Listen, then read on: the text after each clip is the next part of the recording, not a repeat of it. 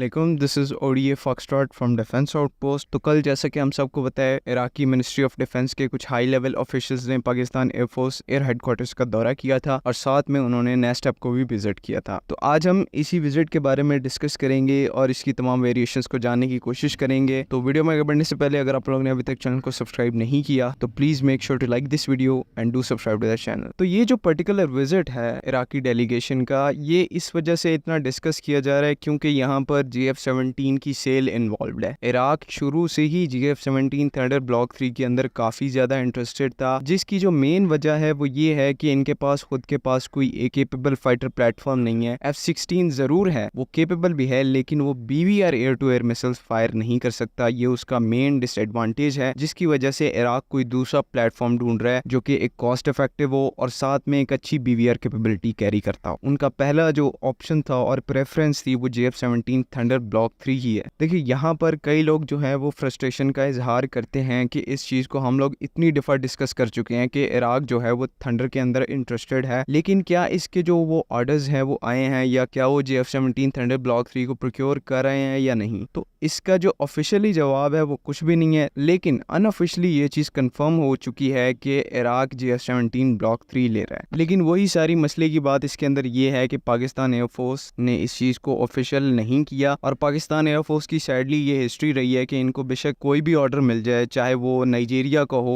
Previously हमने देखा कि उन्होंने पब्लिकली कुछ भी रिवील नहीं किया कि हम लोग थंडर को इस कंट्री को सेल करें या ये कंट्री इंटरेस्टेड है। सिर्फ इस वीडियो में भी पाकिस्तान एयरफोर्स ने इस चीज को मेंशन किया है कि इराकी डेलीगेशन और इराकी एयरफोर्स जो है वो GF-17 थंडर ब्लॉक 3 के अंदर इंटरेस्टेड है। लेकिन एयरफोर्स के अंदर से ही जो अनऑफिशियल सोर्सेज हैं वो ये चीज को कंफर्म कर रहे हैं कि दोनों कंट्रीज के दरमियान फाइटर जेट्स की डील जो है वो हो गई है, लेकिन दोनों कंट्रीज इसको मीडिया पर लेकर आना नहीं चाह रही। तो रेस्ट एश्योर्ड, थंडर का जो एक और कस्टमर है वो कंफर्म हो चुका है। हो सकता है आने वाले दिनों में सिचुएशन थोड़ी सी नॉर्मलाइज हो और दोनों एयरफोर्सेज में कोई एक भी अनाउंस कर दे कि वो GF-17 थंडर को प्रोक्योर करने वाली है। अब दूसरी अगर वेरिएशंस की बात करें तो इराकी एयरफोर्स और पाकिस्तान की जो कंट्रीब्यूशन है वो काफी ज्यादा बड़े पैमाने पर है। एक तो हम इनके पायलट्स को ट्रेनिंग देते हैं, जो कि F-16 इनके पास हैं, ब्लॉक 50-52 इनके पायलट्स को हम ट्रेन करते हैं, और दूसरा जो इनके ट्रेनर एयरक्राफ्ट्स हैं जो कि ये यूज करते हैं वो भी पाकिस्तान इनको सेल करता है। पहले जो 3 यूनिट्स हैं सुपर मुशाक के, वो पहले से ही इराक ऑपरेट करता है, उन्होंने काफी देर इसको ऑपरेट किया है और क्योंकि वो इसकी परफॉर्मेंस से सेटिस्फाइड है तो इस दफा इस चीज को भी कंफर्म किया गया है कि इराक ने पाकिस्तान को 12 और सुपर मुशाक ट्रेनर एयरक्राफ्ट्स का ऑर्डर दिया है। तो ये एक काफी पॉजिटिव चेंज था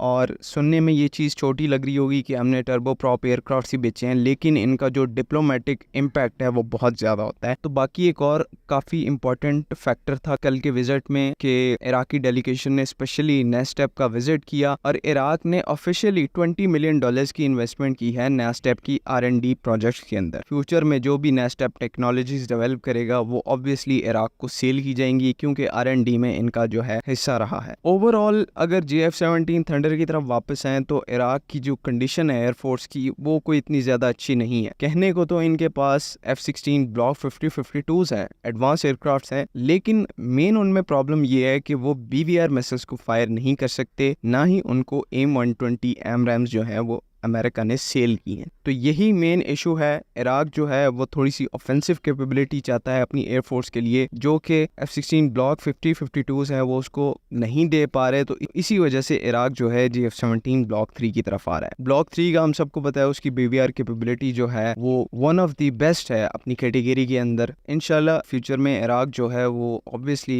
GF-17 थंडर को इंडक्ट करेगा अपनी फ्लीट में, और ये इनके लिए कैपेबिलिटी बूस्ट इनकी सोच से भी ज्यादा बढ़ के होगा और साथ में पाकिस्तान की एविएशन इंडस्ट्री की और GF-17 थंडर की जो इमेज है वो भी बूस्ट होगी। आज की वीडियो के लिए बस इतना ही। अगर आपकी कोई क्वेरीज हैं तो उनको कमेंट्स में जरूर पूछें। बाकी अगली वीडियो तक के लिए अल्लाह हाफिज। पाकिस्तान जिंदाबाद।